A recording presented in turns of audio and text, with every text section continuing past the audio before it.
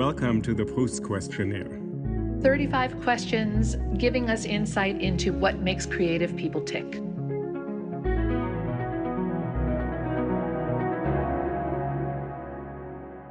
We are really delighted to welcome actor and director Casey Lemmons today to the PROUST Questionnaire. So first of all, thank you for joining us today.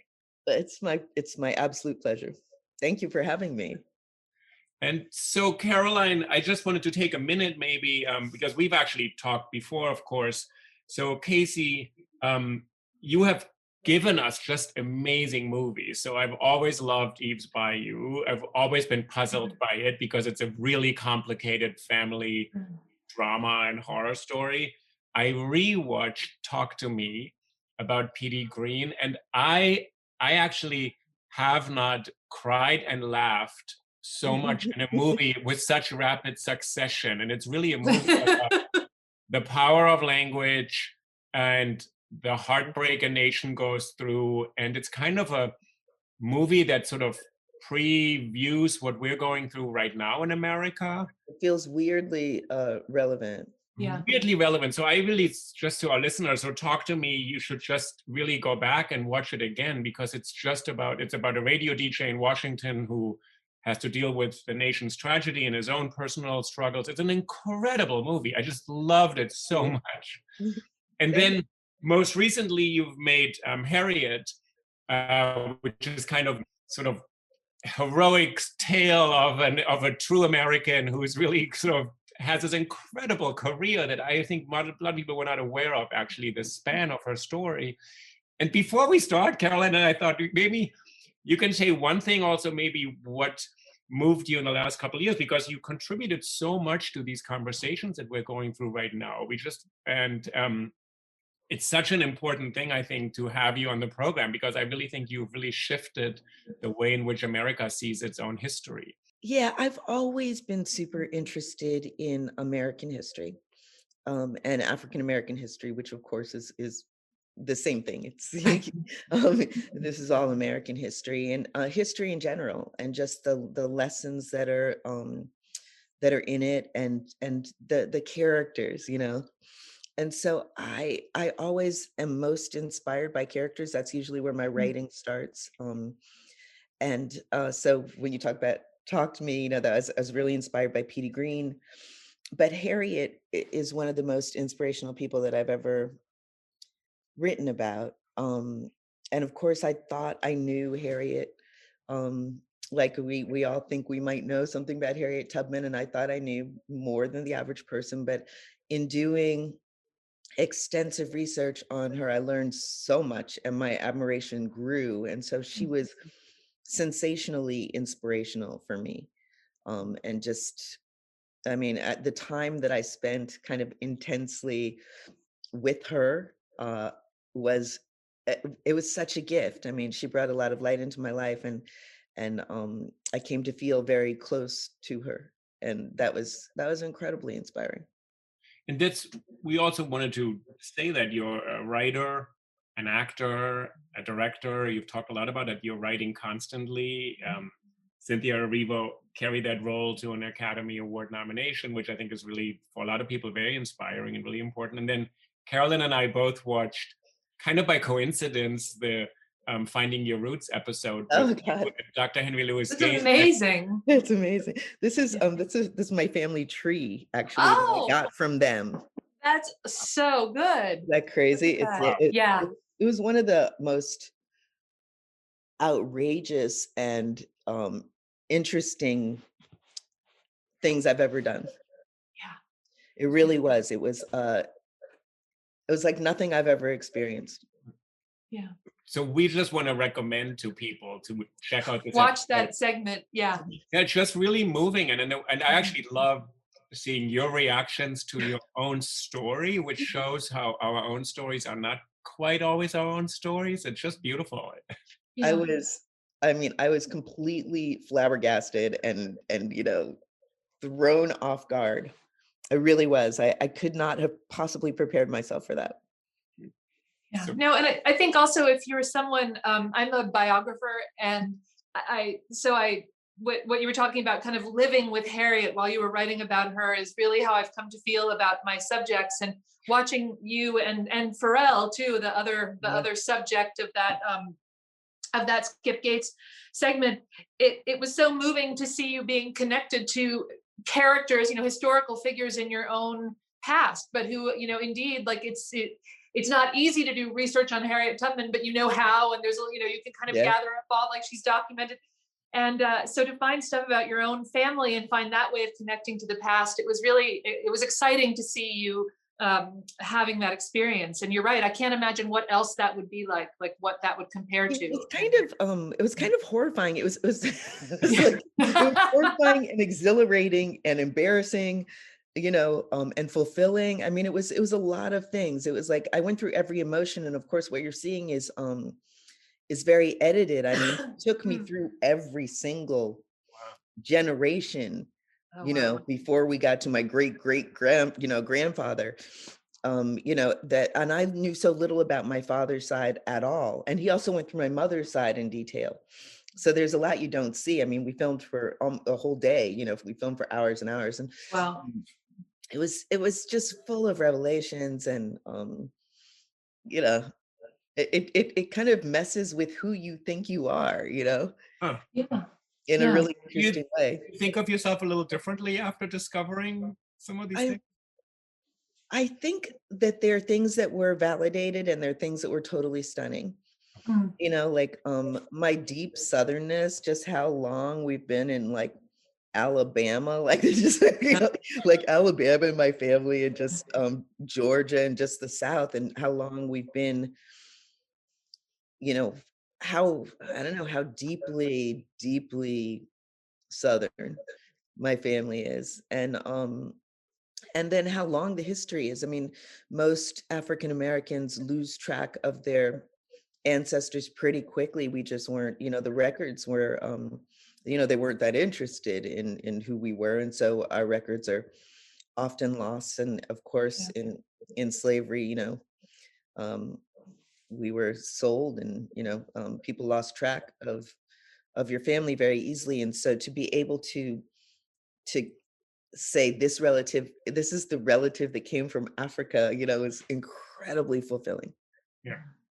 I mean, I kind of really wanted you and Caroline to meet because you both work with historical figures, but then, and I don't want to give anything away from finding your roots, but there's some person in your family's background who makes a decision that is confounding, but in some ways to give nuance to that psychological decision-making, which history cannot quite tell us, because in history you make a decision, you end up there, that's it. But you are both doing the work to fill in with believability why people made certain decisions.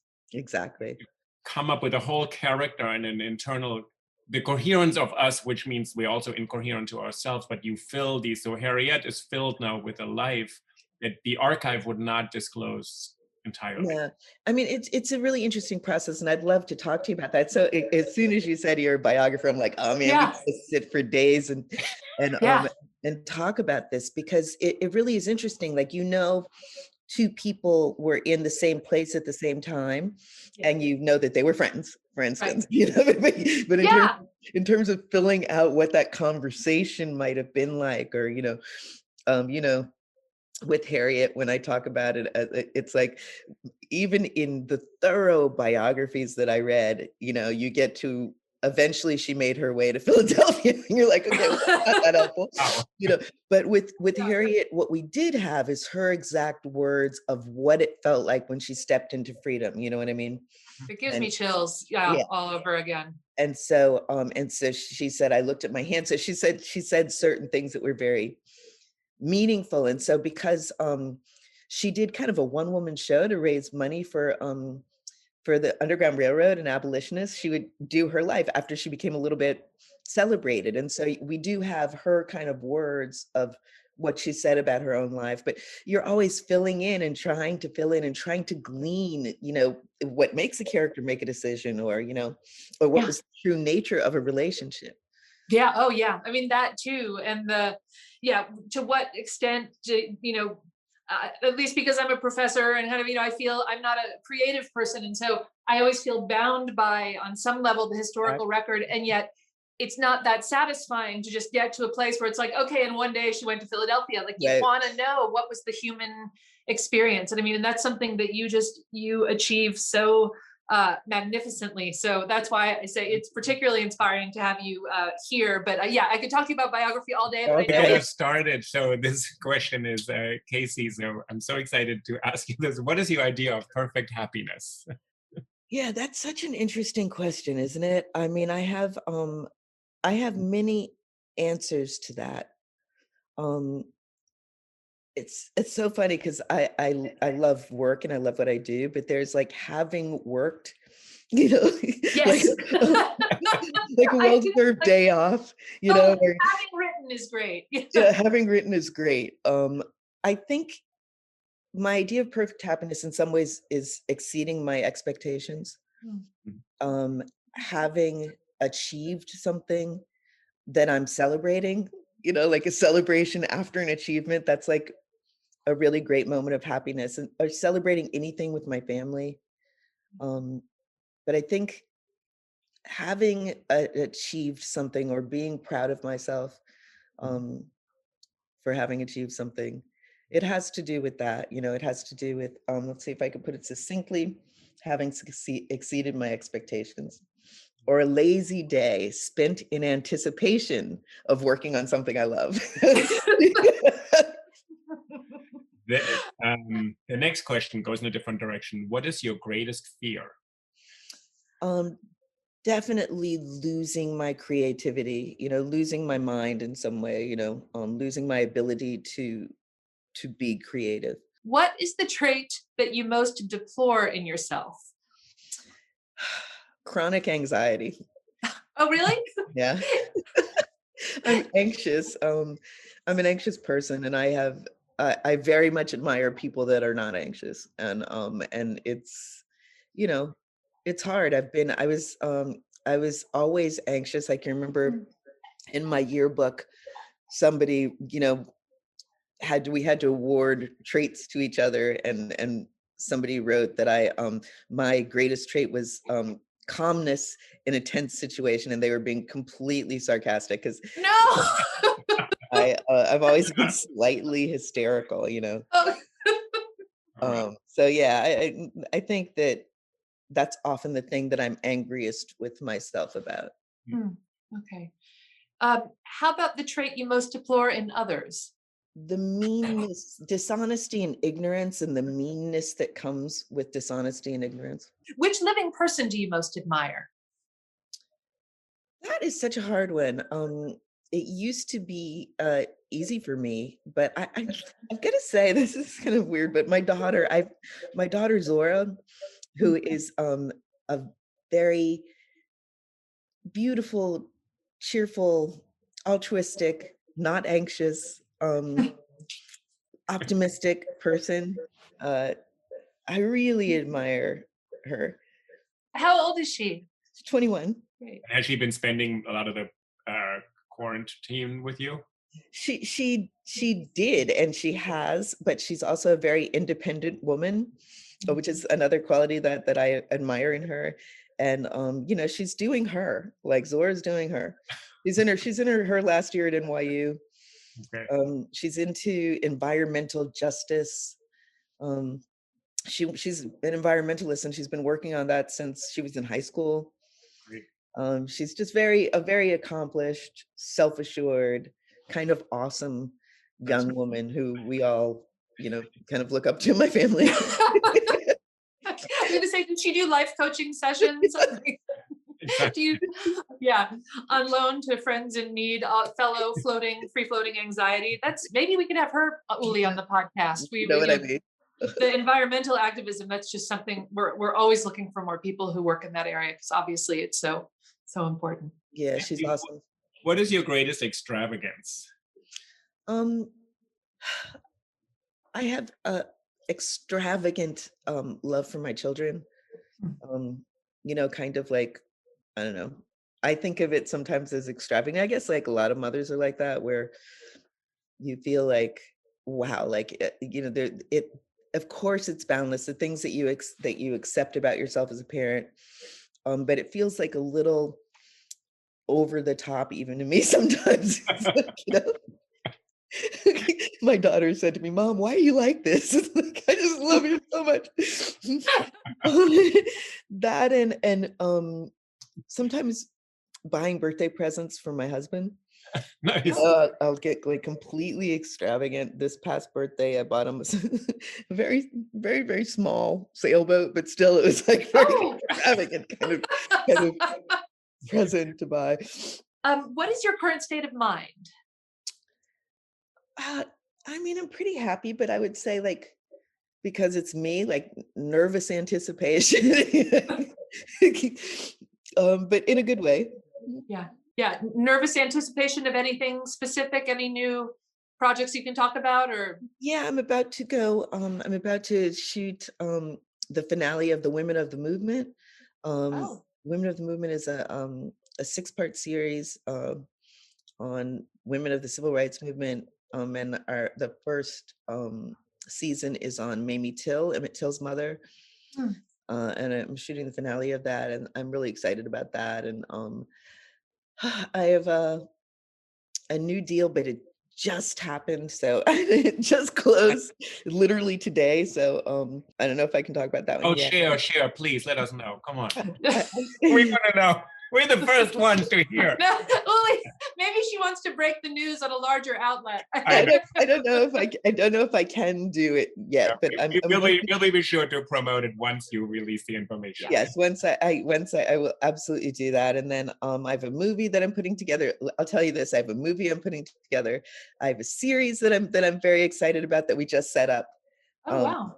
I'm really, really excited about it, and just work in my career. I have a lot of pretty excited anticipation. I should say excited anticipation and not so much nervous, but because it's me, I have an underlying nervousness all the time. So it's like what do you consider the most overrated virtue? Probably piety.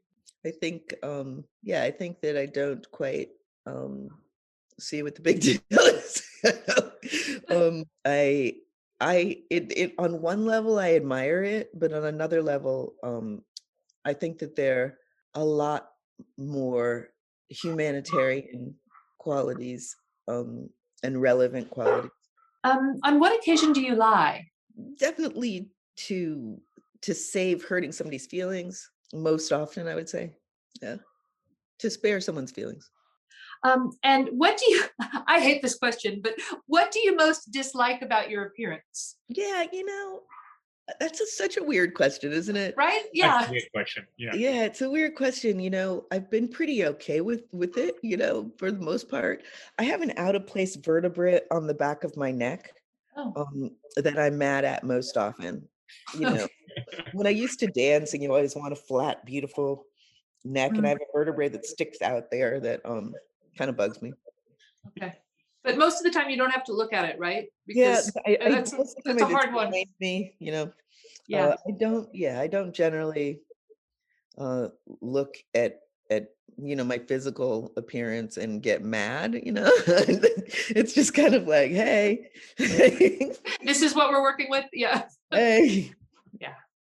A friend of mine from a year ahead of me in ULI in college is a plastic surgeon, and told me that the pandemic has been an unbelievable boom to his business because we all have to see our faces in ways that we really hadn't before. But I haven't gone there yet. And he did promise a friends and family discount, but I am worried about, you must see that in Hollywood all the time, right? Like the plastic surgery that's gone wrong. So it seems to me like you get off easy if the vertebra, although that sounds painful too. Do you have nerve pain associated with that? Or what I've heard is that it gives you allergies if you have a vertebra that's out in your neck. People often have allergies, which I do.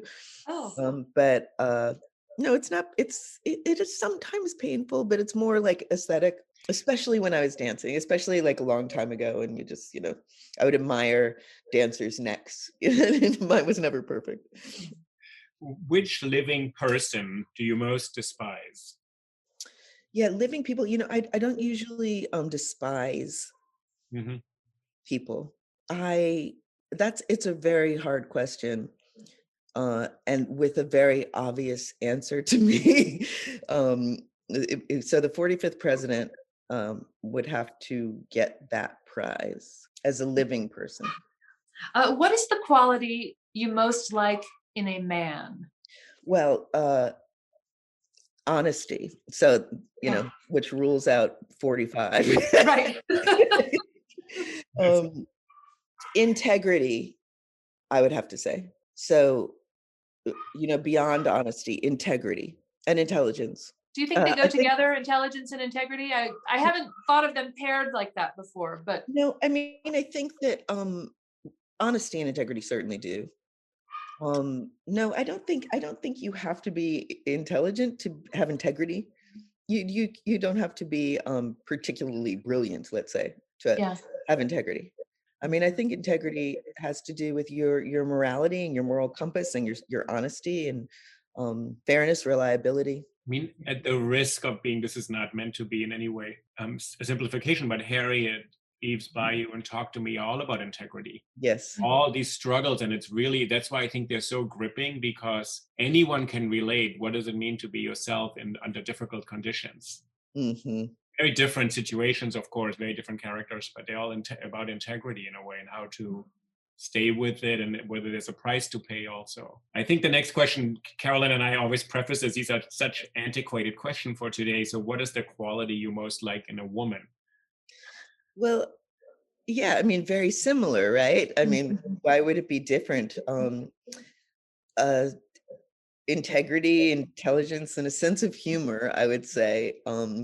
Certainly if I look at my friends and even the men around me, but the women around me, they're all very funny. And I do realize that I value humor and laughing, and it's important to me. Which words or phrases do you most overuse?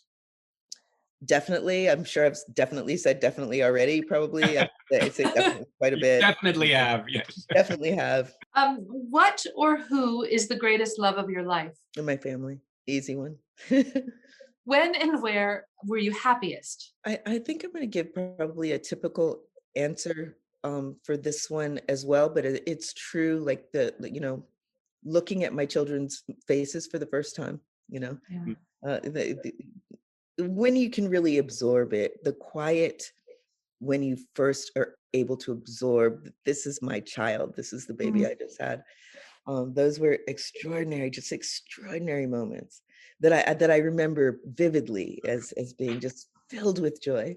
Which talent would you most like to have? Perfect instincts. And I'm like, would that make life boring? But I don't know. I think that if I could have a superpower, that's what it would be. Perfect instincts. Yeah, inner calm. Hey, no anxiety. No anxiety. Yeah. Be like Zora. That's Like it. Laura. Again, my future life coach. I'm so excited to find someone. I don't know. I wanted to ask you this though about the nervousness. I can't tell how much of my free floating anxiety has to do with just a caffeine level. Does yours fluctuate according to caffeine intake, or is it I'm definitely caffeinated, Mhm. and I love caffeine. Hmm. But no, I have always have a little underlying vibration of anxiety that sometimes I just like get tired of. Yeah. I know friends of mine are like, well, you should really meditate. And then it makes me more nervous. Like, Yeah. oh God, I'm failing my life. I'm not meditating. But If you Caroline, since you brought up caffeine, they did invent other substances to balance that out. Yeah, Yeah. the other substances are good. Yeah. Some of them. Just because this is like an adult conversation, I think there's Yeah, other they're substances friends. besides coffee, Yeah. actually. Yeah, I no, like you're some of right. those other We're equal substances. opportunity substance on this Right. program. If you could change one thing about yourself, what would it be? Well, that's what it would be. I would find my inner calm. Okay. Yeah. The poet Rilke was offered psychoanalysis. He actually met Freud in 1914, and he said, well, sounds really tempting, and he'll exorcise all of my demons, but he'll scare away all the angels of creativity too. So So in that's some ways, you don't want to change fear, that inner makeup, maybe. right?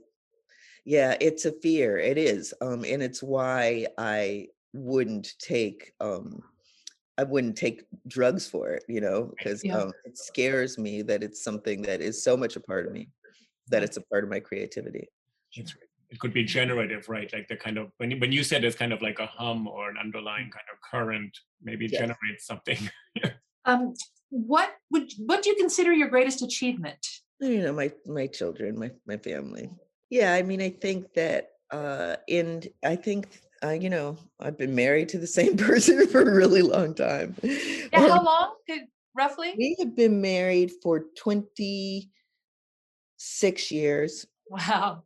Yeah, 26 years. And, you know, we're a pretty tight family, that we were able to spend a lot of time this past year together and still like each other, you know? And, you know, I feel that's a pretty great accomplishment. Oh yeah. Well, Oh yeah. you've also worked with your husband, right? So he's been in your film. So Andy Curtis Hall, of course, has many accomplishments, but he's been in several of your films, right?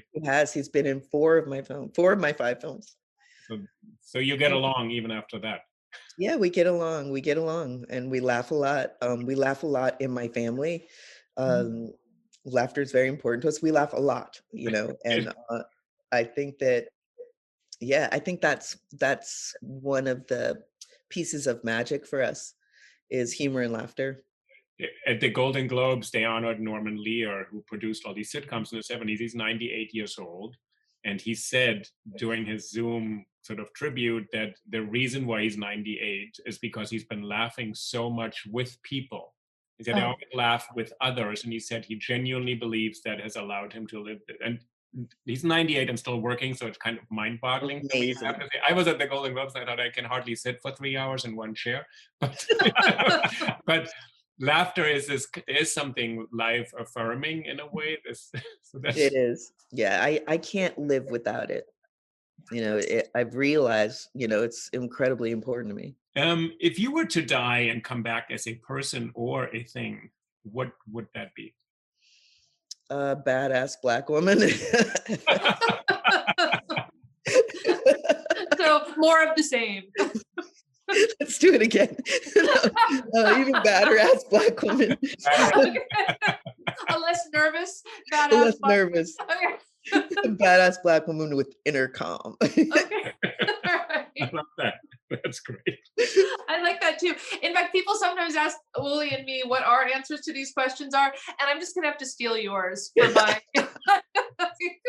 Please, God, let me come back as a badass Black woman. Where would you most like to live? In the present. You know, it's something that I'm always searching for. You know, just trying to be in the present, in the moment, and not always worrying about the future, or you know, thinking so hard about the future that you're not in the moment, or dwelling on the past so much that you're not in the moment. So I think like in the present moment would be where I'd most like to be. Is there something when you were as a filmmaker, when you're directing, is there something where you really have to be in that moment when you're doing a scene because you have so much at stake, but it has to work? It's my favorite thing. And it's what I always tell my students, you know, you have to be present enough to feel the alchemy that's happening in front of you. You have to be present enough to feel the magic and to see it and to know what it is, you know, when you see it, and to feel the physical sensations of like the hairs raising on the back of your neck, or, you know, what physically is happening to you when you're witnessing what's in front of you. And it is the time that I'm most in the moment. Mm-hmm. That's when was the first time you had that experience in terms of filmmaking, and you had that kind of radical presence? You know, I think it was probably my first short narrative film, Dr. Hugo, that I really had that sense of being right there with the performers. Definitely by the time I got to Eve's Bayou, I was like, this is a wonderful feeling. In fact, I love this feeling. Yeah. And as an actor, when you've been in front of the camera, how do you have to have a similar kind of sense of you're in the chemistry of that moment? Absolutely. And in a way, as a writer, right? So I always say, like, writing, is being still enough to hear and feel the words that are coming through you, right? So in order to create, you have to be in the moment. And it's one of the things that I love about creativity. You have to feel what's coming through you and be still enough and present enough to see what's happening around you as a director, to see what's happening in front of you. And yeah, as an actor, you have to feel, you have to let it come through you. You have to be in the moment. You have to react, and so yeah, always. Oh, it's beautiful. It's what I strive for. I'm not always there, I'm not always there, but it's what I strive for. I'm going to embarrass Caroline, but actually her book on late 19th century French culture, PROUST Duchess, every page is so electric, because I think, Caroline, you have this capacity to hold all these different people in your mind. But somehow when I read the book, I was so in it, in a world that is very remote to me, that actually it's very unusual for a writer to be able to balance all these different things out and not overthink it. And although it's a so deeply researched book, but in some way, I think all the research steps back, and you sort of give the presence of that time to the reader, which is really strange because it's a historical period so lost to us today. Yeah. What is the name of the book? Oh, it's called, I literally have 1,000 unsold copies. I can send you one with no expectation that you read it, but it's called PROUST's Duchess. And it was about basically aristocratic culture in late 19th century Paris. And these women who were kind of horrible to Marcel Proust, but who he idolized from afar and then turned into a fictional character. But what you were talking about even when writing, you're kind of being still and hearing those words. I used to think when I was going into that world, because it was a quadruple biography, and so I had a lot of voices in my head, but I used to think of myself as like, I'm going underwater. Like I'm leaving the surface life, which is walk the dog, go to work, pay my bills, and I'm going under into kind of that element or that atmosphere of, where the creativity needs to come from, where the material needs to come from. But it was interesting to hear you phrase that about writing, because oddly enough, it made more intuitive sense to me hearing you talking about directing or acting things that I don't know how to do. But I like the idea that with writing, there's a version of that as well. You have to be in present. the zone. You think of it as kind of you're in the zone, and you're, Yeah, I have a friend who always says, history's coming alive, I keep love on. So yeah, Uli, thank you for the testimonial. I paid him to do that in front of you. I want to read it. But Caroline, I'm going to make you repeat a sentence because I had a problem on the sound. Oh, so the book about these three women who become the basis for this fictional character. But what I really thought, what were those women? They're the fancy women, kind of obnoxious, but you actually gave them a different dimension, that they lived in a really kind of hostile culture in a way. Yeah, they lived in, the misogyny is such a big part of, so much Western culture, obviously. And one of the things that was really interesting about these women is that they indeed, on the surface, they seemed kind of like horrible people. So many of my friends in France said, why would you want to write about these countesses and these kind of society ladies? But, with any life, when you kind of immerse yourself in it, I'm not sure I would have this reaction either with our 45th president, but immersing yourself in the kind of intimate experience of anybody's life and realizing none of these women were allowed to get divorced. They weren't allowed to vote. They couldn't have their own money. Two of them were physically abused by their husbands. And yet, like what Proust saw was the sort of, they're at the ballroom and they're in the family diamonds and everything looks great. And it was very moving to see one of the women in particular, her descendants shared 200 huge boxes of her private papers with me. Wow. And so you see like the teardrops on the page and in her honeymoon diary at the moment when she realizes that her husband, who she thought she was in love with, has brought his mistress along on the honeymoon and is staying one castle over in the country. So, that kind of, it feels voyeuristic, but I mean, it is, again, because this is about your work and how much we value that, like for you to be able to restore that kind of humanity with the texture and the depth that you do to your subjects, it is a really wonderful thing. But I'm glad to hear that it feels good to have done, or maybe sometimes to be doing, because it's also it's a service to the rest of us when you can do that, when you can make history come alive, but also make people's humanity more evident to us, I think. That's what we do, you know. But I think it comes from being deeply interested in humanity. I really am, and that's why I don't usually despise people. You know, I can't say that I really despise. You know, it's easy to despise Hitler, but it's hard to despise a living person. I don't even know if it's true that I despise Trump. It's just that, you know, I feel somebody living purely in their own ego, you know, and at the risk of everything else is pretty despicable. Yeah. What is your most treasured possession? My family, my creativity. I think that my creativity, if it's something that I possess, I guess we don't possess our families.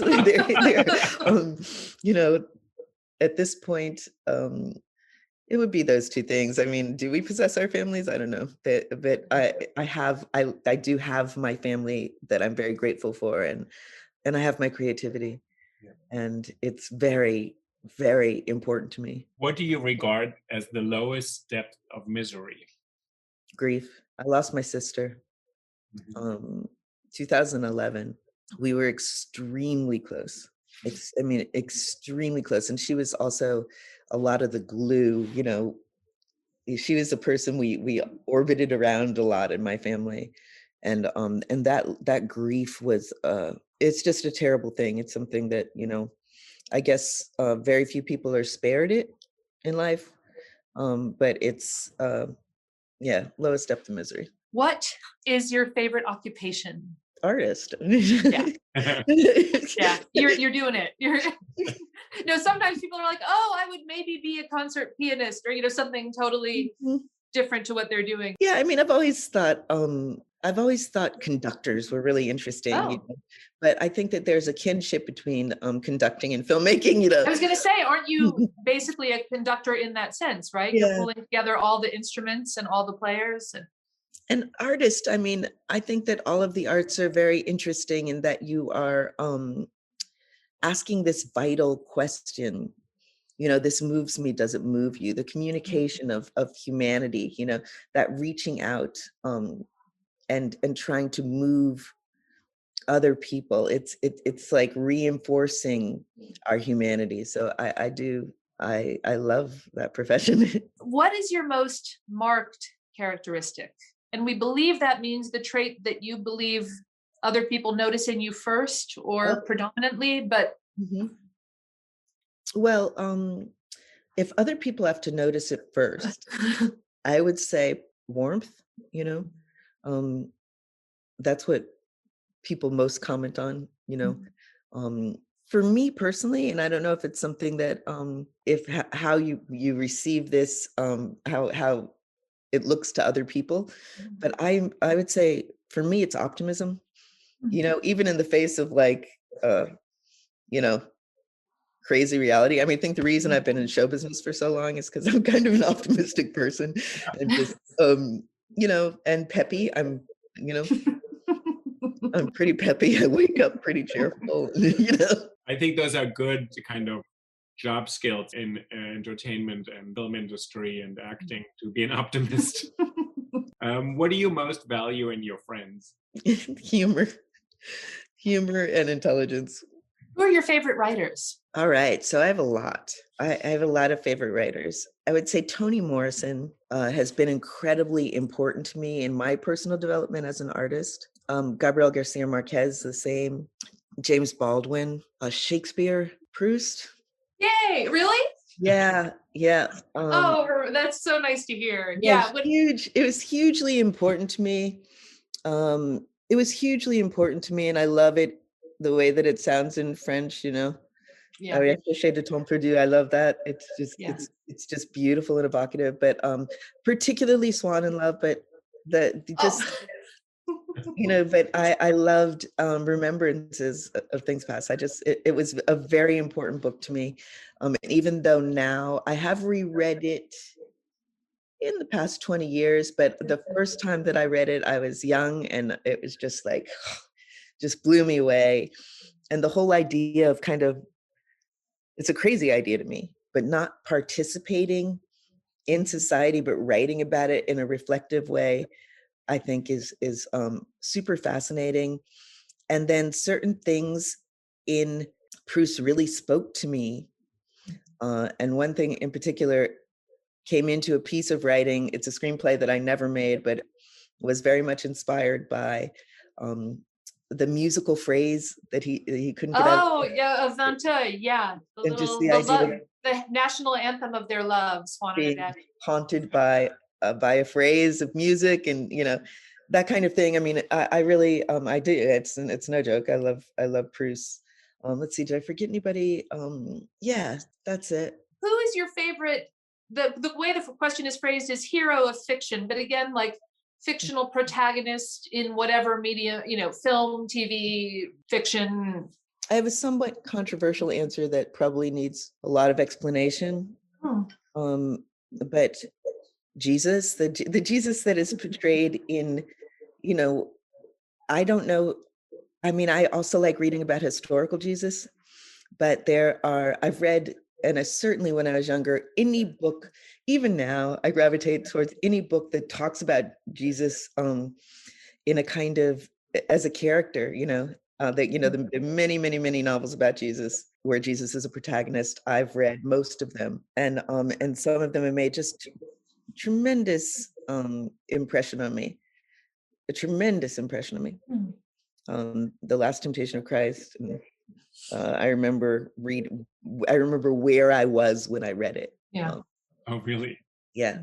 I think that's really interesting to see the figure of Jesus as a character, because it's almost impossible to see him outside of Christianity. But once you see him as a story, it's so compelling. It's such a compelling story. Yeah. And he has such amazing qualities, and he's he's tortured in a way, but I think this is quite a beautiful character. I think historical Jesus also would be a very interesting person to meet, and there's a lot to be admired there. But the way that he's come out in literature and in fiction and the biblical stories, and the I don't know, they're full of magic, and it's a very, very compelling character. Yeah. And then my second one might be Don Quixote. Yeah. We're seeing a theme. Yeah. Let's see. There's I really love a character in Zadie Smith's book on beauty, the mother, Kiki, and the way she loved her children. It reminds me of myself, like the way she thought about her children all the time and her pride in her children. That's a female character that I really love. Which historical figure, an actual figure, do you most identify with? I cannot answer this question. It's a very difficult question for me. I don't know who I identify with. I mean, I admire a lot of people, but I can't, in terms of who I identify with. I don't know. I mean, I identify with a lot of people, but I can't say I'm nothing like Harriet, I identify with Shirley Chisholm, but I'm nothing like Shirley Chisholm.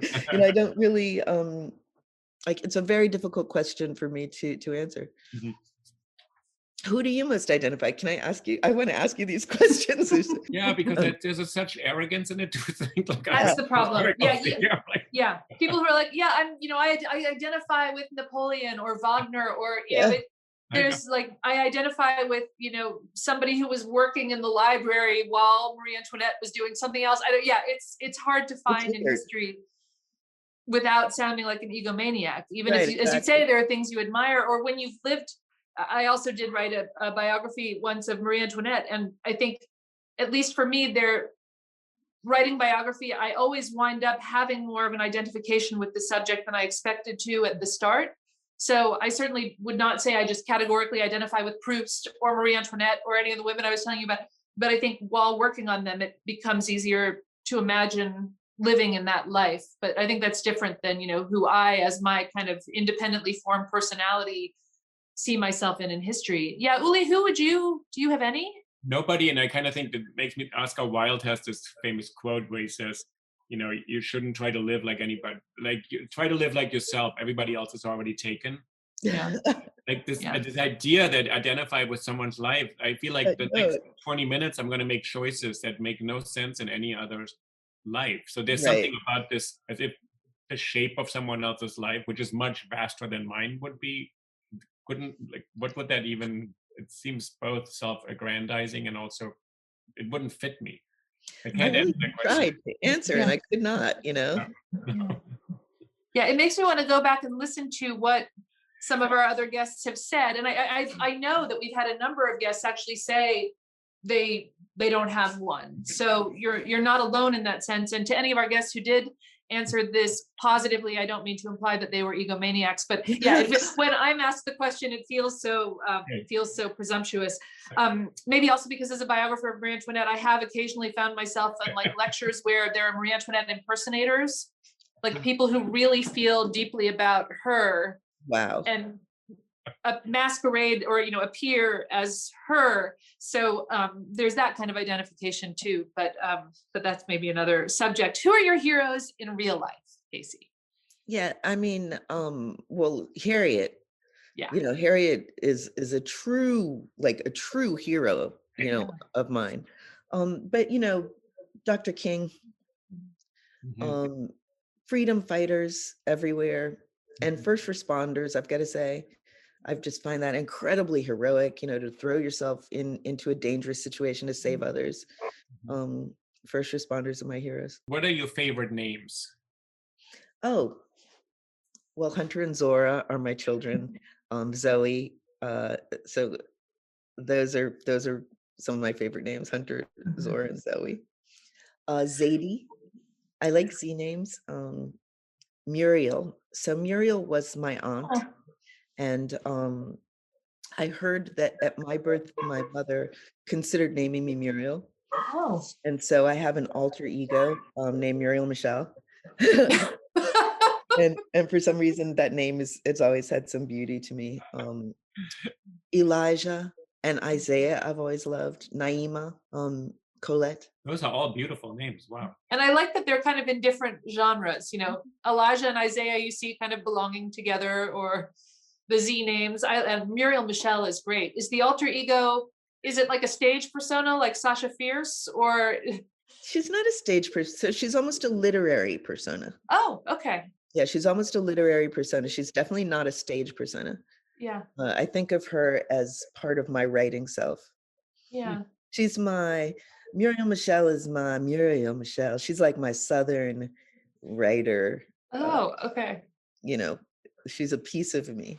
We had in the summer, we had Pietra Parker and Miss Cookie Dough, who are two drag performers. So they explained actually how they use those personas to allow themselves to do things that they didn't have access to when they were younger and something. It was quite interesting, but that was definitely stage persona, except they were not on stage. This is actually how they are able to sort of do certain things.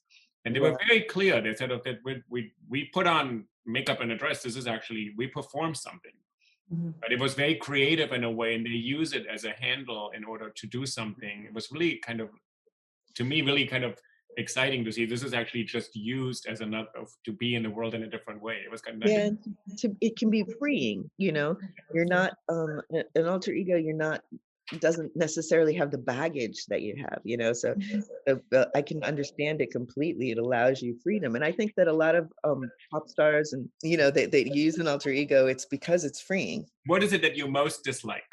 I mean, I guess I went to what I most dislike in people, which I think I've mentioned before, but like the meanness that comes from insecurity, arrogance, or ignorance.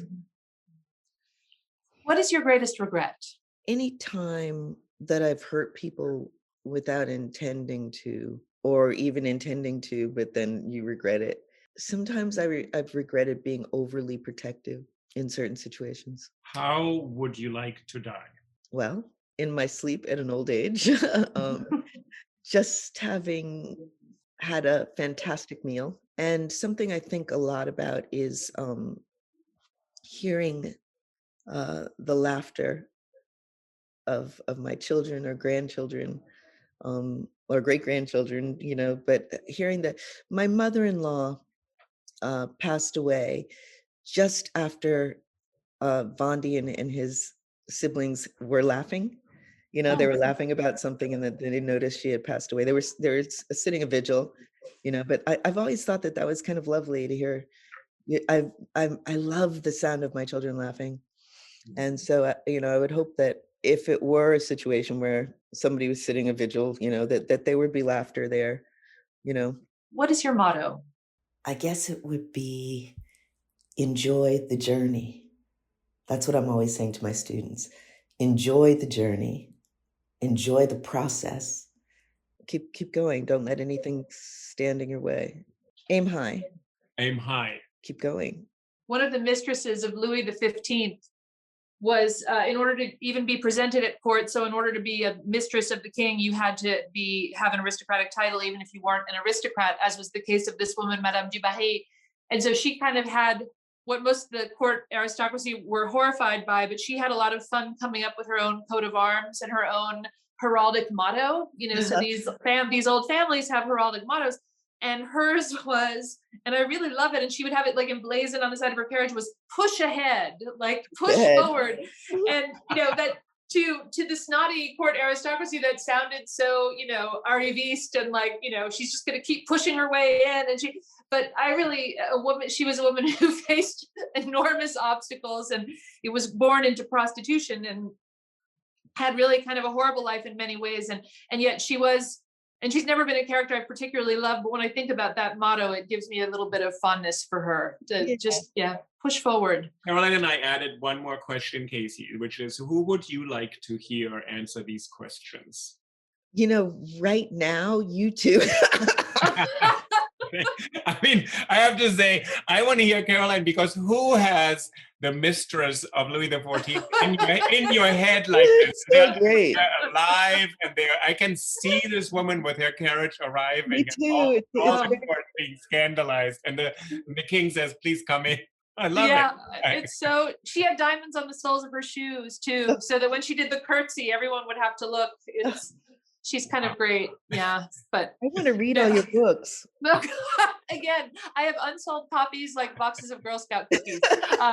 I will send them to you, but again, with no assumption. It's always such an embarrassing thing, right? You give someone your book and it feels like a demand, right? Like you're going to take time out of your busy life to read this. You happen to have intersected with some of my areas of interest, though. Actually, yeah. Oh, well. Marie Antoinette. I mean, how fascinating. Yeah, no, she's more interesting than I gave her credit for, I think. But so anytime you want to have a follow-up chat about biography, I'm here and available and nervous and ready to talk. We just want to thank you again. And Casey, I also want to underline really that, I mean, you teach at NYU as I do, so that's why I met you the first time a long time ago. But such an inspiration, and I also just want to underline how important it is for you as an African-American woman to be a director. We had Alice Wu on this podcast, who's one of the few and pioneering Asian-American women directors. Chloe Zhao just won, who is a graduate of Tisch. So we're very proud. So we actually think part of what we try to do is just to be inspired, and you're just an amazing person to have given us this work. And I just, for our listeners again, I just want to repeat, it's Harriet, the most recent film with Cynthia Erivo, then Talk to Me, Eve's Bayou, and Black Nativity. So a lot of films, so people can look that up. They're all available now online. And then the series you're doing now on the Women of the Rights Movement. So we really just so can't wait and grateful. Yes. And then I do want to say your Twitter is Casey_Lemmons with 2 M and an S at the end. People can follow you and find out what you're doing. And the PROUST questionnaire is on Instagram, PROUST.questionnaires. People can look that up because we post all the new episodes on both Instagram and on YouTube, so people can access that wherever they are. Casey, thank you so much. This was beyond a treat. Definitely the highlight of 2021 to date for me. So really, thank you for taking the time. Thank you so much. No, I mean, I was just thinking about, kind of women in the civil rights movement. There's so much women's history that still needs to be written. And it's thrilling to me that you're continuing that work too. So I can't wait. Can you also just name your Instagram so people can find this? I want to just repeat, it's Casey_Lemmons, Lemmons on Twitter. But our listeners, I just want to be sure they can find us. And Caroline, if you name your Instagram, which is also a fantastic resource.